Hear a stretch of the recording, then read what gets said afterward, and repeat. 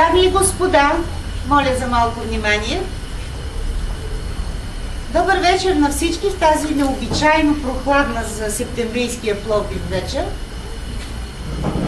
Приятно ми е да открием заедно изложбата на Георги Петров, когато аз за пръв път виждам тази вечер и съм страшно изненадана, че е толкова млад.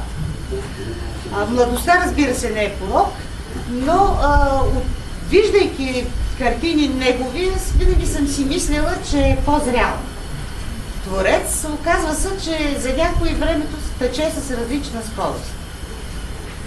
Какво беше чувството, което ме провокира да приема предложението на галеристката и моя лична и скъпа приятелка Таня Димитрова да открия тази изложба, да напиша няколко думи за представянето и което тя прави традиционно на проявите, които организира в интернет и така нататък.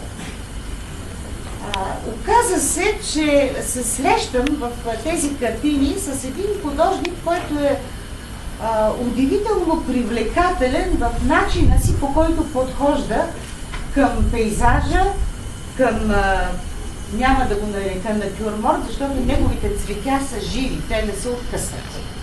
Много хора, като видят цветя и веднага го окачествяват като натюрморт.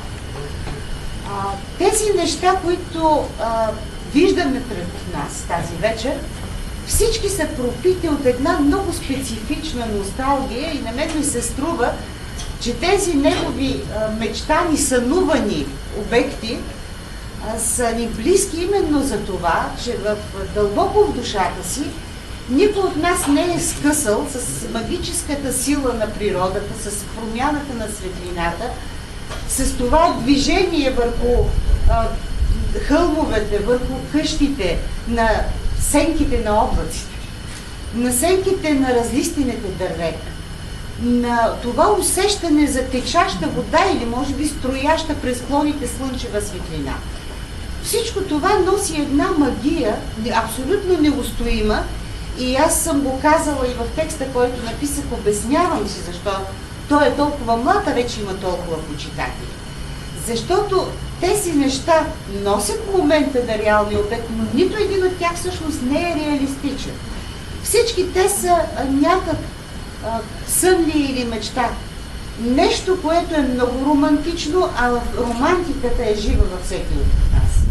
И това е голямо щастие, дами и господа, защото времената са доста вълчи вече и да се съхраниш в себе си обичта към простичките неща, към онази селска къща, в която може би никога не си живял, но родовата памет ти шушне на сън и наява, че там ти е корена. От верандата, на която виси пишно кичено харище, мушкатото цъфти, тревата в полето около него е полудяла. Няма значение дали е пролетната трева или е есенната трева попарена от първата слана или дори зимната попарена вече пък от студения зимен суров вятър.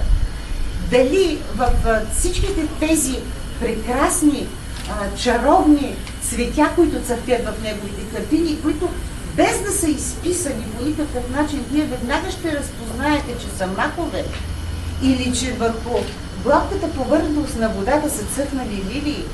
Или, а може и да не познаете, за мен лично, например, там е цъфнала магнолия. Така съм си представила и то именно от тази магнолия, която първо цъфти и после си пуска листата. Това състояние, тази способност наша, да намираме нещо свое в една картина е най-добрият атестат за нея. Защото така една картина може да стане нашата картина. Тази, която никога няма да ни омръзне да гледаме, тази, която ще ни топли в студените зимни нощи или ще ни носи прохлада в знойните летни вечери. Всичките тези неща са ни близки, ние ги чувстваме до сърцето си и същевременно не можем да не отчетем, че те са наситени с страшно много темперамент. Погледнете само с какъв замах, с какво така привидно, дори на места може да ни изглежда като гняв е нанесена боята върху платното и същевременно нещата излъчват топлота, излъчват любов, защото автора не се е бил с картината, докато е създавал. Може би той е по-специфичен тип нежност се изпитва към нея, но това наистина е нежност, топлота, разбиране и усещане, което не се възпитава. Човек трябва да го носи в себе си. Усещане за хубавото, за непреходното, за истинското, с което се срещаме тази вечер. Желая на това хубаво младо момче с юначното име Георги много дълго да шества в това безкрайно поле на изобразителното изкуство, да износи още много железни обувки по този тръндив път и да стигне много нависоко, там на където се е запътил и там, където съм сигурна, че със сигурност той ще стигне. Има в себе си, което ни трябва.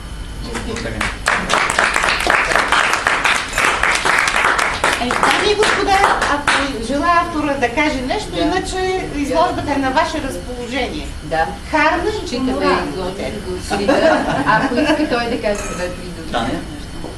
Ами, тя би трябвало да кажа, защото тя... За да ни говориш ти, нали? Да, тя казва това, което аз искам да кажа. Така че, ако искаш ти нещо да кажеш... Аз само да благодаря за този шанс, който всъщност благодарение на интернет стана пак. Да. И в такова страхотно място, че имам шанс за първи път да представя първата си изложба в Пловдив. Така много благодаря за уважението на всички, че дойдохте.